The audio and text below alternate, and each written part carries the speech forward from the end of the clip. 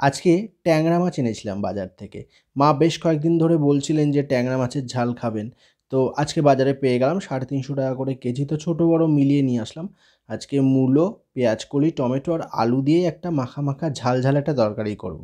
পেঁয়াজ কেটে নিয়েছি ১ বাটির মতন, আর এখানে সমস্ত মশলা রেডি করে নিয়েছি। তো বন্ধুরা, ভিডিও শুরু করার আগে সবাইকে জানাচ্ছি আমার চ্যানেলে স্বাগত। আশা করি প্রত্যেকে ভালো আছেন।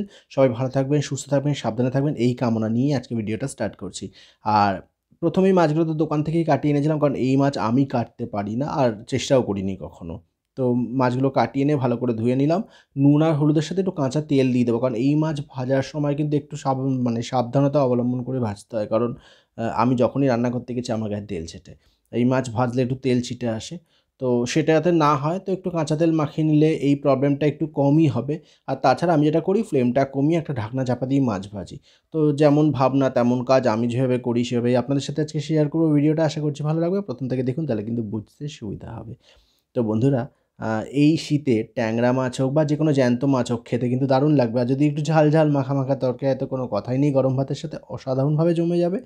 আমি কড়াই বসিয়ে সর্ষের তেল দিয়ে তেলটা খুব ভালো করে গরম করে ফ্লেম কমিয়ে দিয়েছি। কমিয়ে মাছগুলো দিয়ে এবার মাছগুলোকে তেলের মধ্যে খুব ভালো করে ভেজে নেব। তো একটু লাল লাল করে ভাজবার আগেই বললাম, যেহেতু গায়ে ছেটে, আমি একটা ঢাকনা চাপা দিয়ে দিয়েছি। দিয়ে মাছগুলো দু পিঠই লাল লাল করে ভেজে নিয়ে তারপর রান্নাটা করব। ট্যাংরা মাছ খুব একটা রান্না করি না আমি, যেহেতু এই মাছটা আমার খুব একটা পছন্দের না। আমার মা খুব পছন্দ করেন, তো মার জন্যই স্পেশালি আজকে রান্না করা হয়েছে। তো যাই হোক, এই মাছ খুব একটা পছন্দ না হলেও আজকে বাজারে বেশ ভালো লাগলো দেখতে।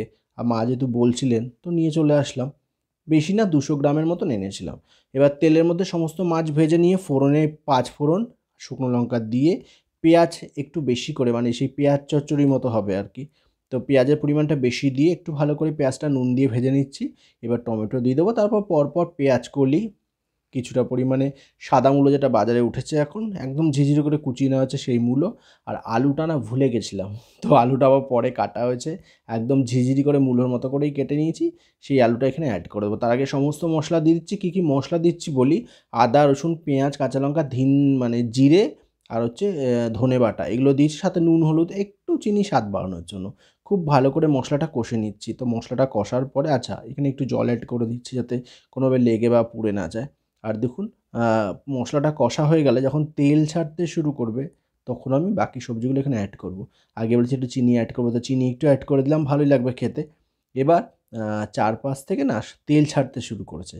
এইবার বাকি যে সবজিগুলো আছে সেগুলো পরপর দিয়ে দেবো। আপনারা চাইলে না সিম একটু সরু সরু করে কেটে দিতে পারেন, তাতেও বেশ ভালো লাগবে। যে যেমন সবজি খেয়ে পছন্দ, মানে সবজি পছন্দ করেন সেভাবে অ্যাড করবেন। তবে মূলো দিলে একটু, বেগুন আজকে ছিল না বলে বেগুনটা দিতে পারিনি, একটু বেগুন দিলেও ভালো লাগতো। তো যাই হোক, সবজির পরিমাণটা সমস্ত কিছু দিয়ে দেওয়া বেশিই হয়েছে আর কি সবজির পরিমাণটা। তো সমস্ত কিছু দিয়ে খুব ভালো করে একটু নেড়েচেড়ে নিয়ে যতটুকু জল প্রয়োজন সেদ্ধ করার জন্য, ততটুকু জল দিয়ে একদম মাখা মাখা রান্না করব। তো মোটামুটিভাবে এটা ভাজা হয়ে গেছে। এবার এর মধ্যে কিছুটা পরিমাণে জল আমি দিয়ে দেবো। জল দিয়ে একটু ভালো করে ফুটিয়ে নেব। ফুটিয়ে নিলে মাখা মাখা হলে মাছগুলো দেবো। গরম ভাতের সাথে এই শীতের সময় কিন্তু এই ট্যাংরা মাছের ঝাল অসাধারণ লাগে। আপনারা চাইলে কিন্তু শুধু পেঁয়াজ বেটেও করতে পারেন, এত সবজি দেওয়ারও কোনো দরকার নেই। আমি একটু মাখা মাখা করলাম, যেহেতু শীতের সবজি মূলো, বেগুন এগুলো ভালোই লাগে। বেগুনটা যদিও আজকে ছিল না, বেগুনটা বাদ দিয়ে করলাম, বেশ ভালো লাগবে বলে। তো যাই হোক, হয়ে গেছে মোটামুটি। এবার মাছ যেগুলো ভেজে রেখেছিলাম, সেই মাছ ভাজাগুলো এর মধ্যে দিয়ে দেবো। অ্যাকচুয়ালি ট্যাংরা মাছে একটা হালকা গন্ধ আসে, সেটা আমার পছন্দ না। কিন্তু আজকের মাছগুলো দেখলাম খুব একটা সেরকম গন্ধ পেলাম না। তো যাই হোক, ট্যাংরা মাছ আমি খুব একটা পছন্দ করি না বলে ট্যাংরা মাছের ভিডিও খুব একটা শেয়ার আমি করিও না। তবে আজকে যেহেতু নিয়ে এসছিলাম, বানালাম, ভিডিওটা শেয়ার করছি। আশা করছি আপনাদের ভালো লাগছে।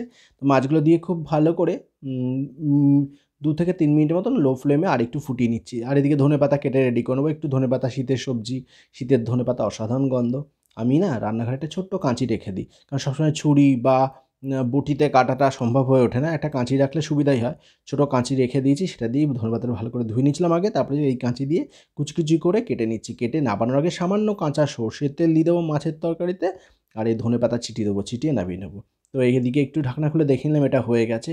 একটু নেড়েচেড়ে কাঁচা সর্ষের তেল ছেটাবো, আর তারপর ধনেপাতা কুচোনো দিয়ে একদম গরম গরম নামিয়ে নেবো। গরম গরম ভাতের সাথে কিন্তু অসাধারণ।